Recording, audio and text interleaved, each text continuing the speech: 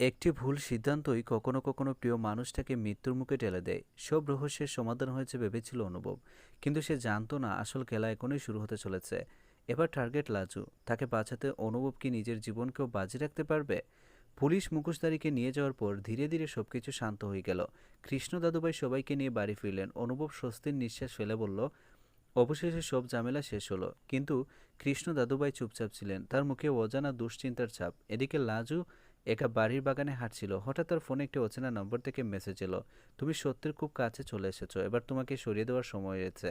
লাজু চারিদিকে তাকালো, কাউকে দেখা গেল না। ঠিক তখনই পেছন থেকে একটি কালো গাড়ি এসে থামলো। কয়েকজন মুখোশধারী মুহূর্তের মধ্যে লাজুর মুখ চেপে ধরে গাড়িতে তুলে নিল। লাজু চিৎকার করার চেষ্টা করলেও কোনো লাভ হলো না। মাত্র কয়েক সেকেন্ডের মধ্যে গাড়িটি চোখের আড়াল হয়ে গেল। কিছুক্ষণ পর অনুভব বাগানে এসে শুধু লাজুর মোবাইল ফোনটি মাটিতে পড়ে থাকতে দেখলো। সে আতঙ্কিত হয়ে ফোনটি তুলে নিতে একটি ভিডিও কল চলে এলো। স্ক্রিনে দেখা গেল হাত পা বাঁধা অবস্থায় বসে আছে লাজু। একজন মুখোশধারী তার পাশে দাঁড়িয়ে বলল, অনুভব যদি লাজুকে জীবিত ফিরে পেতে চায় তাহলে আজ রাত ঠিক 12টায় একা পুরনো চা বাগানে চলে আসবে। পুলিশ খবর দিলে লাজু শেষ নিঃশ্বাসটাও দেখতে পাবে না। ভিডিও কল কেটে যেতেই অনুভবের মুখে কঠিন হয়ে উঠল। সে শুধু বলল, লাজু আমি আসছি, তোমাকে কিছুতেই ওদের হাতে ছেড়ে দিব না। অনুভব এক মুহূর্ত সময় নষ্ট করলো না। সে পুরনো চা বাগানের দিকে রওনা দিল। কিন্তু যাওয়ার আগে কৃষ্ণ দাদুভাইকে শুধু একটি কথাই বলল, আমি লাজুকে ফিরিয়ে আনবো যাই হোক না কেন। এদিকে চা বাগানের ভেতরে একটি পরিত্যক্ত বাংলোতে হাত পা বাঁধা অবস্থায় বসে আছে লাজু। একজন মুখোশধারী তার সামনে এসে বলল, অনুভব যদি আজ আমাদের কথা না শুনে তাহলে ও তোমাকে আর জীবিত দেখতে পাবে না। লাজু দৃঢ়কণ্ঠায় বলল, অনুভব তোমাদের সামনে মাথা নত করবে না। লোকটির রাগে টেবিলের উপর একটি বন্দুক আছড়ে বেরিয়ে গেল। কিছুক্ষণ পর অনুভব বাংলোর সামনে পৌঁছালো। ভেতরে ঢুকতে চারিদিক থেকে কয়েকজন মুখোশধারী তাকে ঘিরে ধরল। তাদের নেতা ঠান্ডা গলায় বলল, অবশেষে তুমি এসেছো, এবার হাঁটু গেড়ে বসো। অনুভব শান্ত গলায় উত্তর দিল, আগে লাজুকে ছেড়ে দাও, তারপর যা বলবে তাই করব। লোকটি এসে বলল, এত সহজে নয়, আগেই কাগজে সই করো, তোমাদের সব সম্পত্তি আমাদের নামে লিখে দাও। অনুভব কাগজটি হাতে নিয়ে দেখলো একটি সম্পত্তি হস্তান্তরের দলিল। সে দলিলটি চিরে ফেলতে মুখোশধারী নেতা ক্ষিপ্ত হয়ে উঠল। সে বন্দুক তুলে লাজুর দিকে তাক করলো। ঠিক তখনই বাইরে থেকে বেশি এলো পুলিশের সাইরেন। মুখোশধারীরা চমকে উঠল। নেতার রাগে চিৎকার করে বলল, কে পুলিশকে খবর দিল? এই সুযোগে অনুভব একটি কাঠের চেয়ার তুলে গুন্ডাদের দিকে ছুড়ে মারল। চারিদিকে শুরু হয়ে গেল দোস্তাদস্তি। আর সেই বিশৃঙ্খলার মধ্যে একজন মুখোশধারী লাজুকে টেনে নিয়ে বাংলোর পেছনের দরজা দিয়ে পালিয়ে গেল। অনুভব ঘুরে তাকাতে দেখল লাজু আবারও তার চোখের সামনে হারিয়ে যাচ্ছে।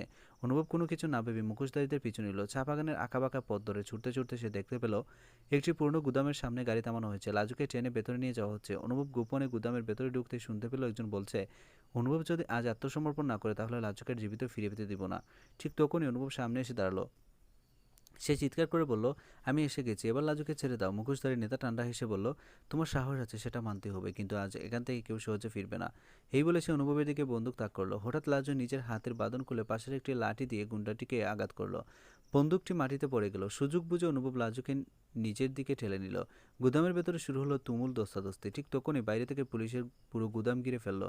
কেউ পালানোর চেষ্টা করো না, পুলিশের গর্জন। মুখোশধারীরা একে একে আত্মসমর্পণ করতে শুরু করলো। কিন্তু তাদের নেতা দুয়ার বোমা ছুঁড়ে পালিয়ে যাওয়ার চেষ্টা করলো। ধোঁয়া কেটে যেতেই দেখা গেল সে আর সেখানে নেই। অনুভব হতাশ হয়ে বলল, আসল ষড়যন্ত্রকারী আবারও পালিয়ে গেল। লাজু তার হাত ধরে বলল, না অনুভব, এবারও বেশি দিন লুকিয়ে থাকতে পারবে না। ঠিক তখনই পুলিশের হাতে একটি মোবাইল ফোন আসে। ফোনে একটি ভিডিও মেসেজ চলতে শুরু করে। স্ক্রিনে মুখ ডেকে থাকা একজন বলল, আজ আমি বেঁচে গেলাম, কিন্তু এবার তোমাদের জীবনের সবচেয়ে কাছের মানুষই হবে আমার পরের লক্ষ্য। ভিডিও শেষ হতেই অনুভব ও লাজু একে অপরের দিকে তাকিয়ে রইল, কারণ তারা বুঝতে পারলো সব বিপদে কোনো শেষ হয়নি। পুলিশ গুদামের প্রতিটি কোণা তল্লাশি করতে শুরু করলো। ঠিক তখনই এক পুলিশ সদস্য দৌড়ে এসে বললেন, স্যার, গুদামের পেছনে একটি গোপন ঘর পাওয়া গেছে। অনুভব, লাজু এবং পুলিশ দ্রুত সেখানে পৌঁছালো। ঘরের ভেতরে একটি বড় টেবিল, তার উপর ছড়িয়ে রয়েছে অনেক ছবি, নথি এবং কয়েকটি মোবাইল ফোন। লাজু একটি ছবি হাতে নিয়ে হতবাক হয়ে গেল। ছবিতে দেখা যাচ্ছে অনুভবের পুরো পরিবার অনেকদিন ধরেই কারো নজরদারিতে ছিল। অনুভব রাগে বলল, তাহলে আমাদের প্রতিটি পদক্ষেপের কবর ওদের কাছে পৌঁছাচ্ছিল। ঠিক তখনই টেবিলের উপর রাখা একটি মোবাইল ফোন বেজে উঠল। পুলিশ স্পিকার অন করতেই ওপাশ থেকে ভেসে এলো একটি কণ্ঠ, আজ লাজুকে বাঁচিয়ে ফেলেছে, কিন্তু এই খেলার শেষ এখনো অনেক দূরে, খুব শীঘ্রই আবার দেখা হবে। কথা শেষ করে কল কেটে দিল সে।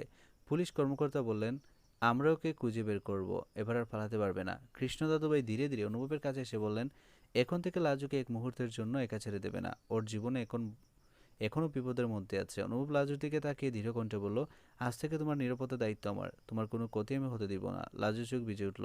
সে মৃদু হেসে বলল, তুমি পাশে থাকলে আমি আর কোনো ভয় পাই না।